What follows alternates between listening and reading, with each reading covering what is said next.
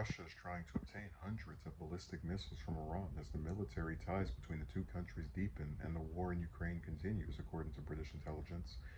The United Kingdom's defense ministry tweeted on Saturday that Iran has become one of Russia's top military backers since the full scale invasion of Ukraine began in February, and Iran support of the Russian military is likely to grow in the coming months.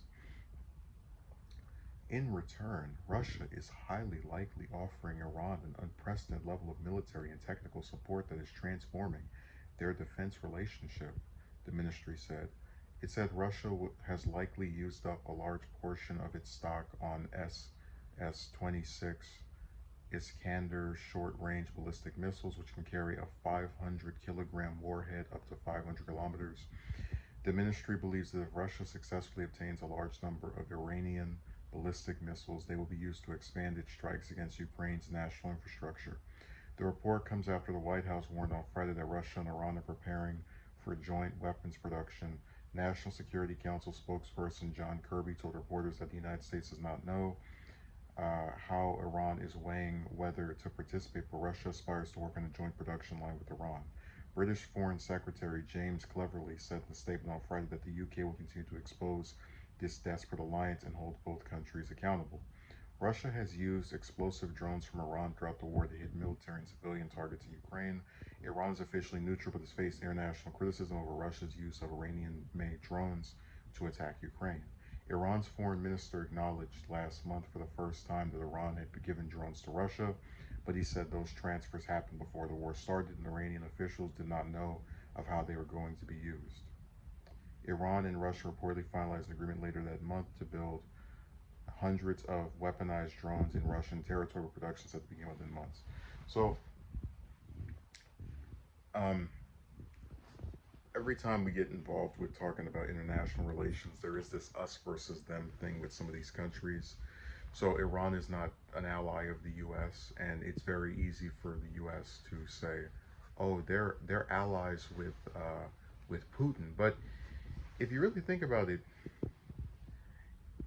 Iran is probably so. I always remember the Joint Comprehensive Plan of Action, or the Iran nuclear deal, and I'm fairly convinced that Iran probably could be reasoned with, especially when they sat down for an agreement that was as tough as that one. Um, and I'm very inclined to give them the benefit of the doubt because if you're looking at this from their perspective, you have a bunch of countries all getting together to side against an invading one. And if you're Iran, you know that these countries are not your friends, they're not your allies, they're not regions that you are in any capacity friendly with. So you probably don't see it as wrong to align yourself, even if it's in some minor capacity of simply selling weapons, which countries do all the time to each other. I mean, who could forget the U.S. pulling out of it's getting rid of its Biden removing American involvement in the Saudi-led invasion in Yemen, and then the U.S. still selling weapons to Saudi Arabia, which they use for that particular conflict as well. So it's all just window dressing. But I think there is a decent chance of getting Iran to, if you make concessions, to be able to walk away from Russia. And I'm inclined to give them the benefit of the doubt because I just can't see where they would think it's strategically something that makes sense to align with a country that's pretty much hated all over the world. Um,